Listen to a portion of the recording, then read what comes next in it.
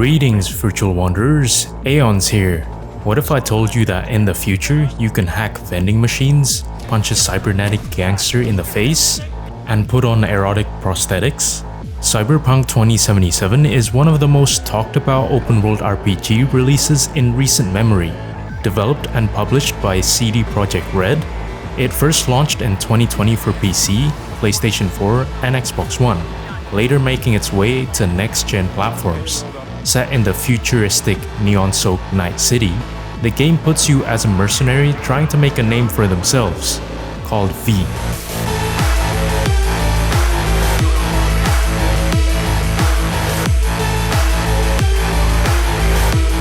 Playing in a first-person perspective where you can mix shooting, melee, hack-and-slash combat, and hacking mechanics to approach encounters in different ways. Is that enough to shake your seat? If it is, let's get right into it. Let's talk about side activities first. Starting with side quests, the game features a wide range of side quests varying from one-on-one fistfights or hunting down specific enemies to exploration-driven ones, such as tracking vehicles around the city and driving challenges for the gearheads out there. There are also lighter quests that play around with shooting contests, quirky encounters, and even vehicle theft. This variation keeps side quests from feeling repetitive and gives different ways to interact with the Night City. Night City also has smaller minigame-like distractions you can take on whenever you want, particularly arcade machines. There are 2 different arcade machines with 2 different games, but unlike most minigames in other games, they also reward you with in-game prizes, giving you an actual reason to try them out.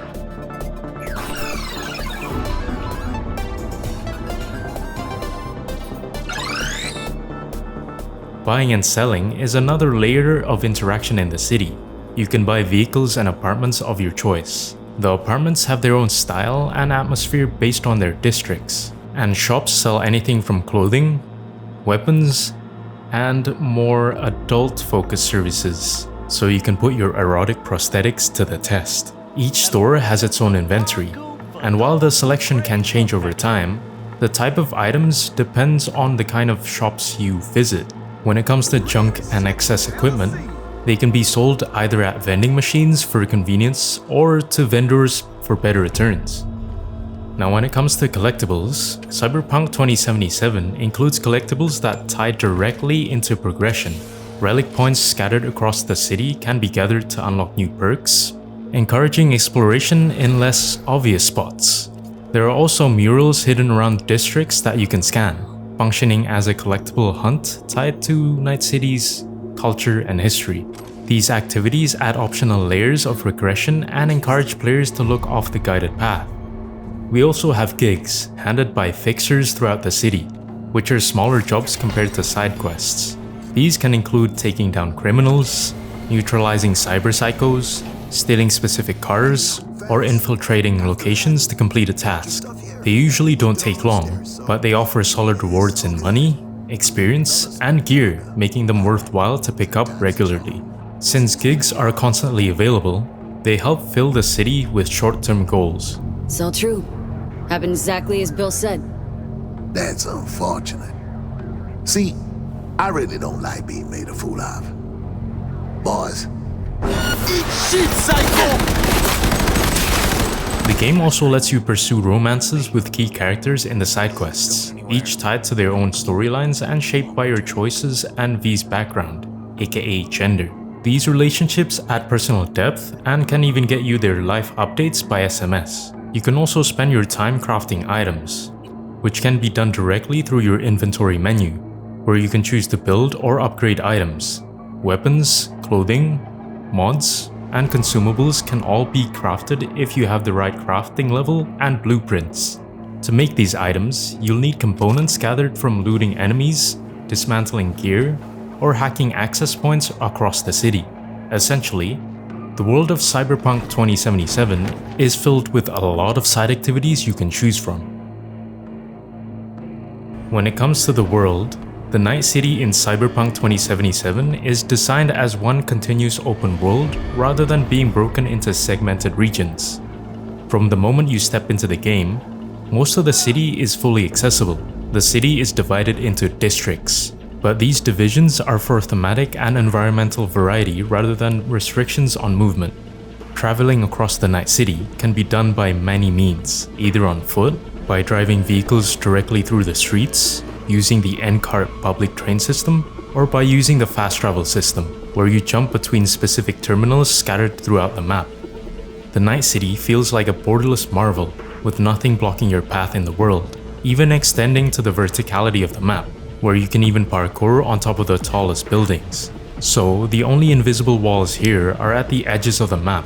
What makes it interesting here is that the invisible walls on the map differ on each edge of the map. Some have a hard invisible wall, while some might even kill you with a big boom. Ultimately, the game passes this aspect with very little to no limitation. Fine. Got me on board. Ooh, yes. On to Okay, Liveliness. Night City is built to impress with its towering skyscrapers, neon signs, and contrasting district designs. The city center reflects wealth and corporate dominance with its polished towers and luxury cars, while Watson feels crowded, chaotic, and buzzing with street life. On the other hand, Pacifica is half abandoned and tense, marked by decayed structures and fewer people in the streets. These differences highlight how each district tells its own story within the larger city.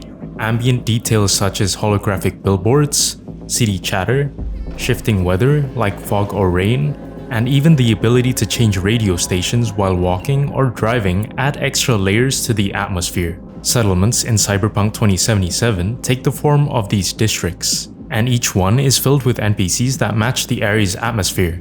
City streets are often packed with pedestrians, vehicles, occasional protests, while outer regions like the Badlands have noticeably fewer people and cars. Each NPC also appears busy doing their own thing. One NPC is on their phone, another one next to it might be dozing off, while others might just be chilling in the bar. Though interaction is limited to basic prompts rather than deeper engagement, they do react to gunfire or disturbances though. As a whole, their numbers make the world feel alive, and their routines are even more than enough to make them believable. Sure. Got some time to kill. Outside the dense urban core, the Badlands provide a contrasting experience with endless stretches of open desert. Wildlife is absent, and encounters are mostly within the small towns out and about the desert. You can stumble upon roadside stops or small camps with some NPCs, but travel within them often feels empty. Though the roads and highways connect districts seamlessly, there are less vehicles driving past. However, all this makes sense when put into the context that the Badlands are more of a deserty area out of town. That being said, Cyberpunk 2077 definitely passes the liveliness aspect. When it comes to customization, the game gives players the ability to adjust their character's appearance even after starting the game. At Ripper Dog clinics or in character menus, you can change things like hair, piercings, makeup, and face tattoos without spending in-game money. This allows you to refresh your character's look at any point during the playthrough. Clothing customization comes with a large amount of variation. Jackets, pants, boots, hats, glasses, and other pieces are scattered across Night City, and they can be combined freely to shape your character's style. Outfits range from flashy cyberpunk streetwear to more subdued everyday looks. Clothing items also come with armor values and sometimes stat bonuses, so variation is not just cosmetic but can affect survivability as well. Weapons have a similarly wide range, covering pistols, shotguns, rifles, melee weapons, and more. Each weapon type has multiple models with distinct stats and firing behaviors, so players can collect and swap through a variety of loadouts. Some weapons are more common, while iconic weapons stand out with unique perks or abilities that set them apart from regular finds. Crafting adds another layer to both weapons and clothing. Using components gathered from looting or dismantling gear, you can craft new items or upgrade existing ones. This includes item mods.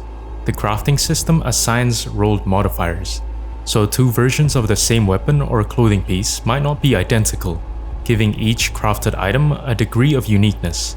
Upgrades allow you to keep your favorite weapons or outfits viable as you progress, making crafting more than just a one-time option. Vehicles also feature customization options. While you can collect the actual cars, Certain cars can be modified to change their look, and you can collect or purchase new ones to expand your garage. While the customization here is more limited compared to characters, it still lets you leave your mark on how your rides appear. Moving on to the skill tree, the skill tree is tied to progression. Each time you level up, you earn a skill point, which can be spent in perk trees connected to attributes like body, reflexes, and others.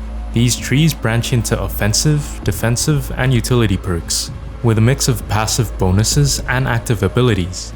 Raising an attribute unlocks more perks within its category, and you can't max every tree in one run, so you'll need to focus on a specific playstyle like Brawler, Hacker, or Stealth. Cyber decks, which control hacking abilities, can be upgraded as well.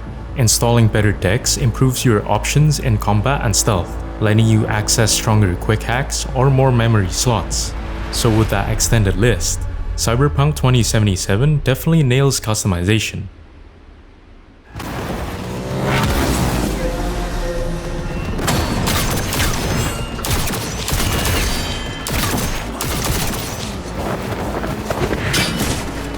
Talking about engagement, Cyberpunk 2077 keeps you hooked by weaving the main story together with smaller, character-focused moments. As you play through the main quests, you'll meet NPCs who become more than just quest givers. Many of them stick around, let you check in on how their lives are going, and even invite you into their personal stories through side quests. This is where it sparks your curiosity to want to know them more. These side quests usually dive deeper into who they are, their struggles, or their goals, and that extra layer of storytelling makes the world feel a lot more personal and engaging. I've missed you, you know. Beyond that, progressing through certain main quests unlock gigs scattered throughout the city. These gigs add another layer of activity by boosting your street cred, which then opens up access to new components and better rarity weapons. Now these gigs can sometimes fall into familiar patterns, but there's still enough mix of stealth, hacking, combat, or rescue missions to keep them from feeling completely repetitive. Put together, the main quests, character-driven side stories, and gigs all give you plenty of reasons to keep exploring Night City until the end and finding new ways to spend your time outside of just chasing the main storyline. All in all, engagement is something that is definitely there in the game. What makes Cyberpunk 2077 stand out is how it completely leans into its futuristic setting. Night City isn't just a collection of tall buildings and neon signs. It's built with layers of detail that make the world feel alive and different from most open worlds. Apartments across districts have their own look and personality, with decor and layouts reflecting the culture of the area. For example, Japantown apartments showcase strong cultural influences in both design and atmosphere. On the streets, NPCs walk around in cyber-enhanced fashion, neon hairstyles, and body modifications that are treated as an everyday normal. Cars, motorbikes, and even taxis carry sleek, back-to-the-future-looking designs, making futuristic transport part of daily life. Drones, service robots, and holographic advertisements flood the city, reinforcing the feeling that technology has fully merged with society. This overall immersion of futurism is clearly what makes the game unique, and the developers definitely showed that they stood on business. Beyond the obvious, smaller touches push that sense of futurism even further. The NCART metro system lets you travel across districts in a way that feels grounded in the city's infrastructure. Next stop, Alexander Street. While the auto-drive feature allows cars to drive themselves if you'd rather sit back and watch the streets roll by. Braindance sequences take it a step further by letting you analyze recorded events frame by frame, almost like playing detective inside someone else's memories. These small features might not be special on its own, but combined, they add layers beyond the surface that make Night City feel distinct, immersive, and uniquely futuristic. So in a nutshell, the game's realized futuristic vision makes it unique. Offer you one piece of advice, for old time's sake. Stop being one. Time to bring on the future. And with that, we're wrapping up our journey through Night City. Cyberpunk 2077 has had its fair share of controversy at its launch, but it has definitely come a long way, even going as far as making it one of the best and most memorable open worlds out there. The game passes in every aspect in our books. It delivers strong customization, more than detailed liveliness, varied side content, and a futuristic setting that feels distinct from other open worlds. The game excels in giving players freedom to shape their character, experiment with different playstyles, and explore districts that each carry their own personality. Overall, Cyberpunk 2077 is a game you should have your eyes on, earning it an S tier on the GameTyr scale.